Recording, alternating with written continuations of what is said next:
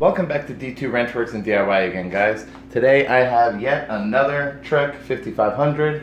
This one again is a 1996 like the one I did last year. Instead of being the turquoise teal option, this one is actually nude carbon with the blue emblems. When I got this first bike, it was destroyed. This is actually a repaint. And what I did was I just did a basic 200, 400, 800 grit. Just trying to, it's a wide array of sandpaper, but it's enough just to get all the old clear coat off. You want to get down to the bare carbon. You want to make sure you either have these unglued already or sand all of these little brake holders, because this year runs the full length cable housing here. When I got this, the clear coat was gone. It was giant patches of it missing. This whole tube gone from sweat. Clean your bikes, people, because if you don't, this was what's going to happen. It's going to eat through the carbon. These are little aluminum bits up here. Naturally, they don't adhere perfectly well to carbon, even with the purposeful epoxy over the years, sweat, wear, sun. They can pop off. All three of these were off, and the brake cable is just kind of waving around side to side. And like I said, there was no shine to it. It was almost just carbon. It was really bad paint. What I used was something I buy off of Amazon. This is like probably the third can I've used. I can't really remember what it's called. I'll have a picture here. It's a 2K hardener. It comes in an aerosol. You shake it up for like 10 minutes. It's got a button you pop, and then that releases the hardener, just like what they use on a vehicle. They use like a 2000 finish for, like a decent car. Using this on a bike, even better. Super strong. This has been painted over a year ago now, and it's still got a nice little shine to it. I'll put some pictures you could check out too. And enough about the frame and the paint job. What I wanted to get into is the build. This is actually like what I would call a traditional build. Still parts are a little new for a 96, but I thought it was like a really cool throwback to a frame I love very much, if you can't tell already. We'll start out up here by the cockpit. What I got up here are some pretty hard to find 9-speed Dura-Ace 7700 shifters. Super lightweight, shift amazing. The owner of this bike, actually, I let him ride the red and black one that I upgraded with 10-speed stuff, and he was more happy with the way his 9-speed felt.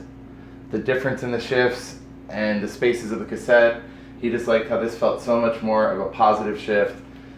And even compared to Ultegra, this old school Dura-Ace stuff, it's not as modern as the 10-speed Ultegra, but man, it lasts forever. Now, one big thing we do have up here is the wheels. These are some very nice DT Swiss RR 1.2 gigantic aero wheels, rims meaning. This is a custom wheel build. I'm guessing it has like a DT Swiss spoke, something stainless steel, something along those lines. There's a bajillion of them, as you can see. More spokes makes it stronger, but it also makes it way more. This entire wheel set, despite having front and back Dura-Ace hubs, which is matching 7700 hubs, those are actually really hard to find, also bomb-proof. So to say the least, these wheels are overbuilt, but they'll last forever, literally forever. They do weigh a little over 2,100 pounds though, so that's up there. That's kind of a problem. If you're not exactly the heaviest rider in the world, I would probably say get something a little lighter. If you drop maybe to like some Mavic Ultegra Open Pros, those are like a pretty common wheel set. So pretty like 250 or something like that around noon, less than 300. Those weigh 1650. You would lose almost a full pound by swapping wheels alone. So this bike actually weighs 18.8 or 7 pounds, I can't remember, without the pedals. And a couple of things I did want to go through real quick before I forgot was the upgrades I just made for the owner. So not just everything is about weight savings, right? It's also about comfort. What we had before was just a cheap Chinese road saddle, nothing super great, but it gets the job done. Pretty heavy. What I have here is a much wider Pro Logo Q saddle. Very nice Tyrex rails. They're like a lightweight magnesium. A lot more adjustability, wider, a much better cut of the saddle. 40 bucks, can't beat it. Cool little nifty fact, you can undo this little blue button here and you could like get whatever flag you're from, Italian, American, and put it on the back. It's pretty cool. For 40 bucks, you can't complain. Swapping these two over, we did actually, I forgot to tell you, we did save 52 grams. That's not a ton, but like I said, it's all about the comfort. And these little gains are gonna add up. So after the repaint, what I wanted to do is just keep it true to its roots. Unlike a lot of the newer ones, I did a lot of cool modern things, you know, for the videos, show you guys things to do if you found a frame. But if you don't have all those options, I went through and I found a Sinelli set of handlebars. These are aluminum, vintage, what belongs on the bike, along with a pretty nice quill stem. Both of these are very lightweight for what it is, unless you're going to spend like crazy money, because these vintage parts get pretty expensive when you go lightweight. Now again, this isn't all about the weight savings, right? So we did the threadless stem conversion, that's 150 grams. We did a Bontrager Racelight stem, that is 120 grams. And it's probably a little hard to see, but I have some pictures. We did Token flat bar carbon fiber handlebars. That is 200 grams. So 470 for the current cockpit setup right now, and 575 for that. So, you know, we lost a pretty good amount of weight. The main part is that this actually has the flat bar handle top, the ability to bring the handlebars up. The old ones had it like, I believe they were pretty far down. They were probably about down to here, the handlebar level. So we were able to bring it up. This is an older rider, and like I said, it's about comfort. Having the flat top on the handlebars gives you a wider ledge. And overall, these are actually newer, more modern handlebars.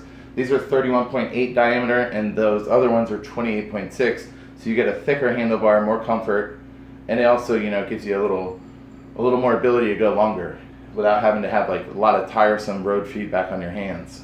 So for the drivetrain here, what we have is a vintage Dura-Ace crank set. Like I said, this is straight budget. It's a 105 Brazon front derailleur. This is a square taper crank, so it has maybe like a mid-range Shimano, like BBUN 52 or something like that, bottom bracket.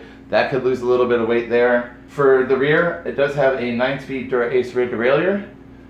Common, I use those all the time, super cheap. You could also use them in 10-speed setups. My Chinese 200-gram carbon fiber seat posts, use those all the time, work great. For the brakes, front and rear, we do have Ultegra, same ones, 9-speed, 6600 or 6500. The problem finding Dura-Ace is they're very expensive for like a marginal difference in the 9-speed, so don't worry about all that. The one thing I don't want to forget to warn you about, because I did run into this, if you do end up changing all your cockpit stuff and upgrading it on an older bike like this, do be aware that when you do bring it up or down or further out from where it was, all of these cables, they're going to be like extended and pulled out.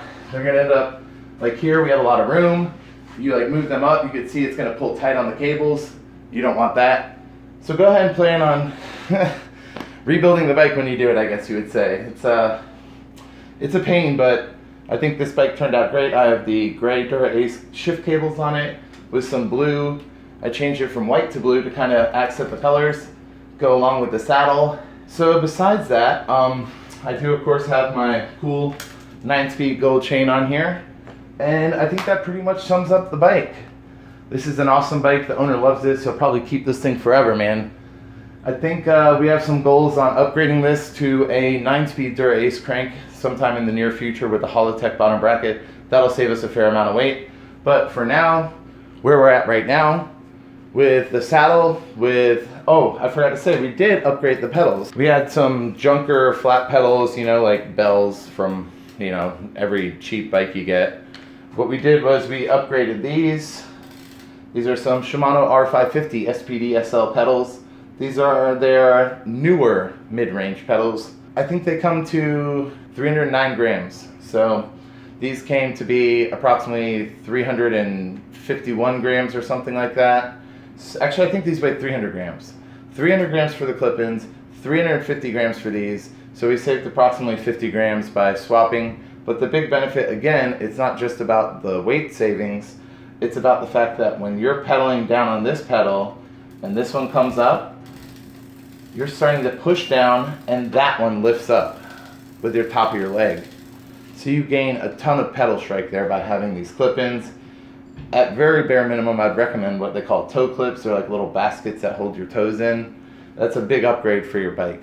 So overall, between the pedals, this entire cockpit setup, and the saddle, we ended up actually saving about half of a pound.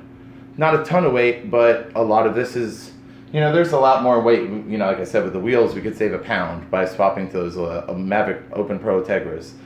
Just because these are so heavy. And the crank, we could probably save another half pound. So for the bike to be where it is, you could probably save almost a pound and a half or more maybe just by doing wheels and crank. It's already at 18.7 pounds. So you do the math. I mean, this 9-speed Ultegra stuff is pretty shockingly nice. Even, you know, in 2020, people act like it's not worth anything. The weight, the value, the performance, it speaks for itself. And it looks great, you know.